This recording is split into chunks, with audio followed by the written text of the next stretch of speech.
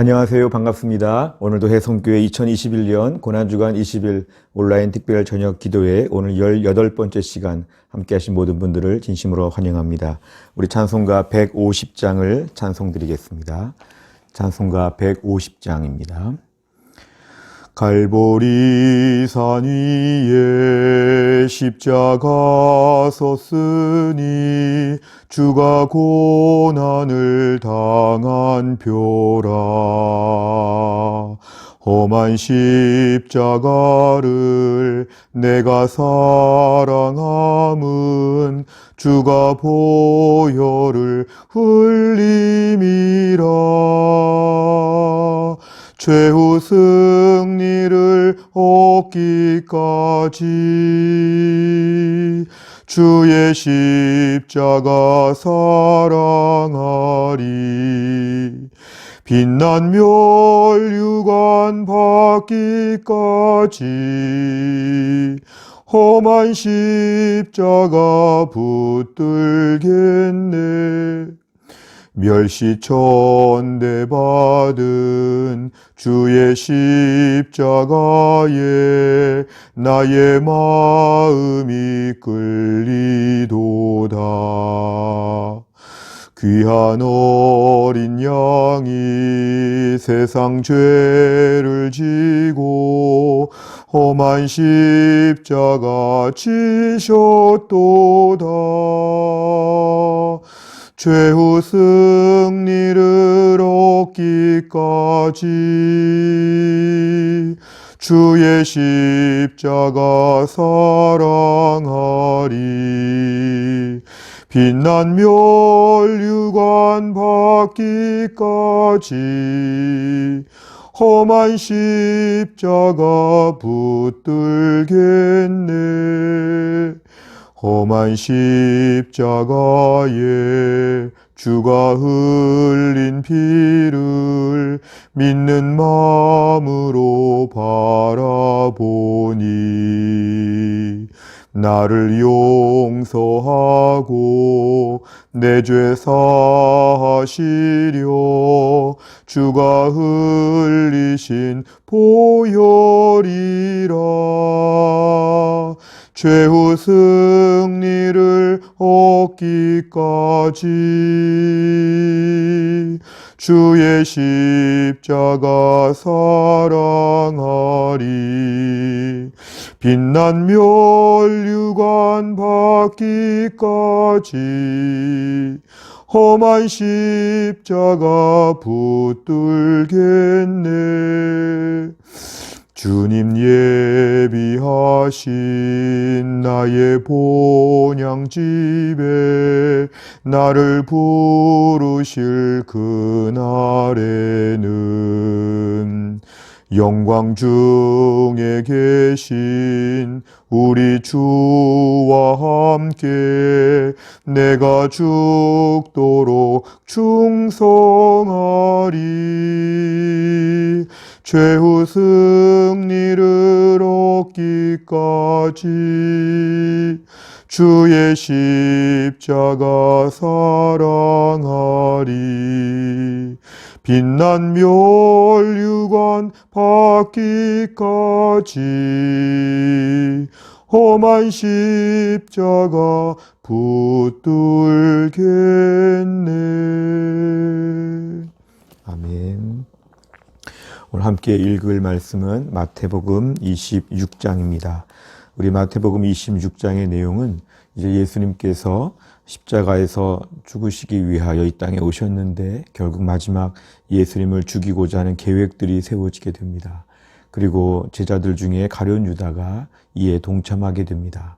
최후의 만찬 식사가 나오고 겟세마네 동산에서 예수님은 기도하시고 체포당하시고 예수님에 대한 신문이 이어집니다.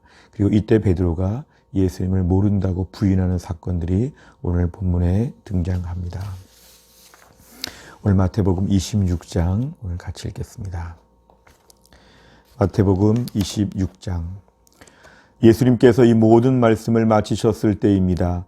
예수님께서 제자들에게 말씀하셨습니다. 너희도 알다시피 이틀 뒤가 유월절이다. 그때에 인자는 넘겨져 십자가에서 죽을 것이다. 그때 대제사장과 장로들이 가야바라고 하는 대제사장 공간에 모였습니다. 그들은 조용히 예수님을 잡아 죽일 계획을 세웠습니다. 그러나 그들은 명절 기간에는 안 돼, 사람들 사이에 폭동이 일어날 수 있으니까 라고 말했습니다. 예수님께서 베다니에서 문둥병에 걸렸던 시몬의 집에 계셨을 때입니다. 한 여자가 비싼 향유 한 병을 가지고 와 식사하고 계시는 예수님의 머리에 이 향유를 부었습니다. 이 광경을 본 제자들이 화를 냈습니다. 왜 이 값비싼 향유를 낭비하는 것이요? 그것을 비싼 값에 팔아서 가난한 사람들에게 줄 수도 있었을 텐데. 예수님께서 이것을 아시고 말씀하셨습니다. 왜 이 여자를 괴롭히느냐? 그는 나에게 좋은 일을 하였다. 가난한 사람들은 항상 너희 가운데 있을 것이다. 그러나 나는 너희와 항상 함께 있지 않을 것이다. 이 여자는 내 몸에 향유를 부어 내 장례를 준비한 것이다. 내가 진정으로 너희에게 말한다. 온 세상에 복음이 전해지는 곳마다 이 여자가 한 일도 전해져 그를 기억할 것이다. 그때 12 제자 가운데 한 명인 가룟 출신의 유다가 대제사장들에게 갔습니다. 가룟 유다가 말했습니다. 내가 예수를 당신들에게 넘기면 나에게 얼마를 주겠소? 제사장들은 유다에게 은 30개를 주었습니다. 그 후부터 유다는 예수님을 넘길 기회를 노렸습니다. 무교절의 첫 번째 날에 제자들이 예수님께 와서 말했습니다. 유월절 음식을 어디에다 준비할까요? 예수님께서 대답하셨습니다. 성 안에 들어가 한 사람에게 이렇게 말하여라. 선생님께서 때가 가까웠으니 당신 집에서 제자들과 함께 유월절을 보내겠다고 말씀하십니다. 제자들이 예수님께서 말씀하신 대로 행하여 유월절을 준비하였습니다. 그날 저녁에 예수님께서 12명의 제자들과 함께 음식을 드시기 위해 앉으셨습니다. 모두들 식사를 하고 있을 때 예수님께서 말씀하셨습니다. 내가 너희에게 진정으로 말한다. 너희 중에 하나가 나를 배반할 것이다. 제자들은 매우 슬퍼하며 한 사람씩 예수님께 묻기 시작했습니다. 주님, 제가 그 사람은 아니지요. 예수님께서 대답하셨습니다. 나와 함께 그릇에 손을 넣는 자가 나를 배반할 것이다. 성경에 쓰여진 대로 인자는 떠나갈 것이다. 그러나 인자를 넘겨주는 그 사람에게는 화가 있다. 차라리 태어나지 않았더라면 자신에게 더 좋았을 것이다. 예수님을 배반한 유다가 예수님께 말했습니다. 선생님이여, 설마 제가 그 사람입니까? 예수님께서 그에게 내가 말했다 하고 대답하셨습니다. 식사 때 예수님께서는 빵을 들어 감사 기도를 드리시고 그것을 떼어 제자들에게 주시며 말씀하셨습니다. 받아 먹어라. 이것은 내 몸이다. 또한 예수님께서 잔을 들어 감사드리신 후 그것을 제자들에게 주시며 말씀하셨습니다. 너희 모두 이것을 마셔라. 이것은 죄를 용서하기 위하여 많은 사람들을 위해 붓는 나의 피, 곧 언약의 피이다. 내가 너희에게 말한다. 내가 아버지의 나라에서 너희와 함께 새롭게 마시는 그날까지 지금부터는 포도 열매로 빚은 것을 마시지 않을 것이다. 그들은 찬송을 부르고 올리브산으로 올라갔습니다. 예수님께서 제자들에게 말씀하셨습니다. 오늘 밤 너희는 모두 나를 버릴 것이다. 성경에 이렇게 쓰여 있다. 내가 목자를 칠 것이니 양이 흩어질 것이다. 그러나 내가 살아난 뒤에 너희보다 먼저 갈릴리로 갈 것이다. 베드로가 말했습니다. 다른 모든 제자들이 주님을 버릴지라도 저는 결코 버리지 않겠습니다. 예수님께서 대답하셨습니다.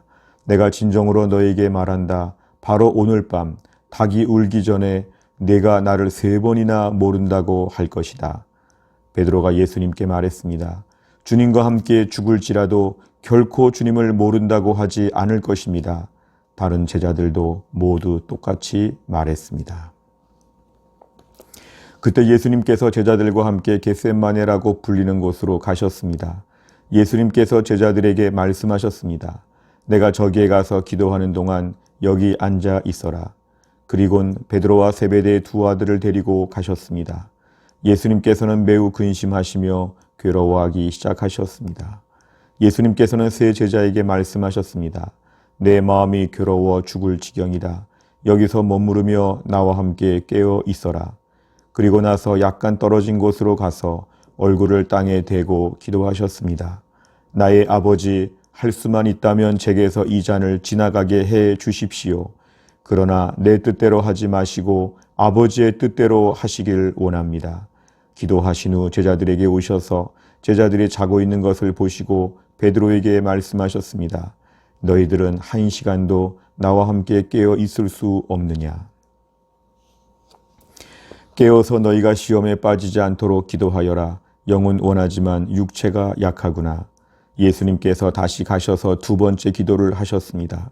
나의 아버지여, 이것이 제게서 지나갈 수 없고 제가 마셔야만 한다면 아버지의 뜻대로 되기를 기도합니다. 그리고 나서 다시 제자들에게 가셔서 제자들이 자고 있는 것을 보셨습니다. 그들은 너무 졸렸던 것입니다. 그래서 예수님께서는 제자들을 놔두고 다시 세 번째로 기도하셨습니다. 예수님께서는 같은 기도를 한 번 더 하셨습니다. 그 다음에 예수님께서 제자들에게 돌아오셔서 말씀하셨습니다. 아직도 자고 있고 쉬고 있느냐? 보아라, 때가 가까이 왔다. 인자가 죄인들의 손에 넘겨진다. 일어나라, 가자. 나를 배반한 사람이 가까이 오고 있다.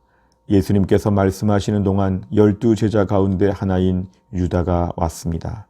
대제사장과 백성들의 장로들이 보낸 많은 사람들이 칼과 몽둥이를 들고 유다와 함께 왔습니다. 예수님을 배반한 유다가 이들에게 내가 입맞추는 사람이 바로 그 사람입니다. 그를 잡으시오 라며 신호를 정해 주었습니다. 곧바로 유다는 예수님께 가서 말했습니다. 선생님 안녕하십니까? 그러면서 입을 맞추었습니다. 예수님께서 친구여 무엇하러 여기에 왔느냐 하고 묻자 사람들이 와서 예수님을 붙잡았습니다. 그러자 예수님과 함께 있던 제자 중 한 사람이 칼을 뽑았습니다. 그리고 대제사장의 종에게 칼을 휘둘러 그 종의 귀를 잘랐습니다. 예수님께서 그에게 말씀하셨습니다. 칼을 도로 제자리에 꽂아라. 칼을 쓰는 사람은 칼로 죽을 것이다. 너는 내가 내 아버지께 말씀드리면 즉시 12군단도 넘는 천사들을 보내주실 것을 생각하지 못하느냐. 그러나 만일 그렇게 하면 이 일이 반드시 일어난다고 한 성경 말씀이 어떻게 이루어지겠느냐. 그리고 나서 예수님께서 사람들에게 말씀하셨습니다. 너희는 마치 강도를 잡을 것처럼 칼과 몽둥이를 가지고 왔구나. 내가 성전에 앉아 매일 가르쳤지만 너희는 나를 잡지 않았다. 이 모든 것은 예언자의 글을 이루기 위해 일어난 것이다. 그때 모든 제자들이 예수님을 버리고 도망갔습니다. 예수님을 잡은 사람들이 예수님을 대제사장 가야바에게로 끌고 갔습니다. 거기에는 율법 학자들과 장로들이 모여 있었습니다. 베드로가 예수님과 멀찍이 떨어져 따라가 대제사장의 공관 마당에 들어갔습니다. 그리고 결과를 보려고 경비원들 틈에 끼어 함께 앉았습니다. 대제사장들과 전체 의원들이 예수님을 죽이기 위해 예수님을 고소할 거짓 증거를 찾으려고 하였습니다. 많은 거짓 증인들이 나왔으나 아무 증거도 얻지 못하던 중 마침내 두 사람이 나왔습니다. 이들은 이 사람이 나는 하나님의 성전을 헐고 그것을 3일 만에 다시 세울 수 있다라고 말했습니다. 라고 증언했습니다. 대제사장이 일어서서 예수님께 물었습니다. 당신은 아무 대답도 하지 않겠소? 이 사람들이 당신에게 불리한 증언을 하는 것에 대한 당신의 답변은 무엇이요? 그러나 예수님께서는 아무것도 말씀하시지 않았습니다. 당시 대제사장이 예수님께 물었습니다. 내가 살아계신 하나님께 맹세하고 당신에게 명령하니 우리에게 말하시오. 당신이 하나님의 아들 그리스도요? 예수님께서 대답하셨습니다. 네가 말했다. 그러나 내가 너희에게 말한다. 이제 이후로 인자가 전능하신 자의 오른쪽에 앉아 있는 것과 하늘 구름을 타고 오는 것을 볼 것이다. 그러자 대제사장이 자기 옷을 찢으며 말했습니다. 이 사람이 하나님을 모독했다. 더 이상 증인이 필요 없다. 여러분 모두가 이 사람이 하나님을 모독하는 것을 들었다. 어떻게 생각하는가? 사람들이 대답했습니다. 죽어 마땅합니다. 그리고 사람들은 예수님의 얼굴에 침을 뱉고 주먹으로 치고 손바닥으로 때리며 그리스도야 누가 너를 때렸는지 맞춰보아라 하고 말했습니다. 베드로가 대제사장 공관 마당의 바깥쪽에 앉아 있었습니다. 그때 어떤 여자 하인이 와서 말했습니다. 당신도 갈릴리 사람 예수와 함께 있었지요. 그러자 베드로는 당신이 무슨 말을 하는지 모르겠소라며 모든 사람들 앞에서 그렇지 않다고 말했습니다. 베드로가 대문 있는 데로 나가자 다른 여자 하인이 거기 있던 사람들에게 말했습니다. 이 사람은 나사렛 예수와 함께 있던 사람이에요. 또다시 베드로는 나는 그 사람을 모릅니다 라고 맹세를 하며 그렇지 않다고 말했습니다. 잠시 후 서 있던 어떤 사람들이 베드로에게 가서 말했습니다. 분명히 너는 그들과 한패다. 네 말씨를 보니 틀림없다. 그러자 베드로는 저주를 하며 맹세했습니다. 나는 저 사람을 모릅니다. 그러자 바로 닭이 울었습니다. 베드로는 지난번 예수님께서 자기에게 하신 말씀이 기억났습니다. 닭이 울기 전에 너는 나를 3번이나 모른다고 할 것이다. 베드로는 밖으로 나가 몹시 울었습니다. 아멘. 우리가 오늘 같이 기도할 제목은 오늘은 청결에 대한 것입니다. 마태복음 5장에 나오는 팔복 중에서 청결한 것입니다. 우리 믿음으로 산다고 하면서도 외적인 청결에 집중할 때가 참 많습니다. 우리 신체를 청결하게 하고 좋은 상태로 만들고자 합니다. 또한 우리는 신앙적으로도 남들이 볼 때 우리 겉모습을 더 신경 쓰고 믿음 좋은 사람처럼 경건하게 잘 보이려고 애쓸 때가 많습니다. 하지만 고난주간을 맞이하면서 우리 마음이 얼마나 부패하였는지 우리의 속이 얼마나 냄새나고 더러운지를 생각하면 다시 한번 주의 은혜를 구하게 됩니다. 우리의 마음을 청결하게 하여 주옵소서.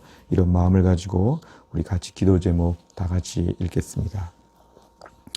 주님, 우리는 외적인 청결에 대해서는 결벽증에 걸린 것처럼 때론 지나치게 몰두합니다.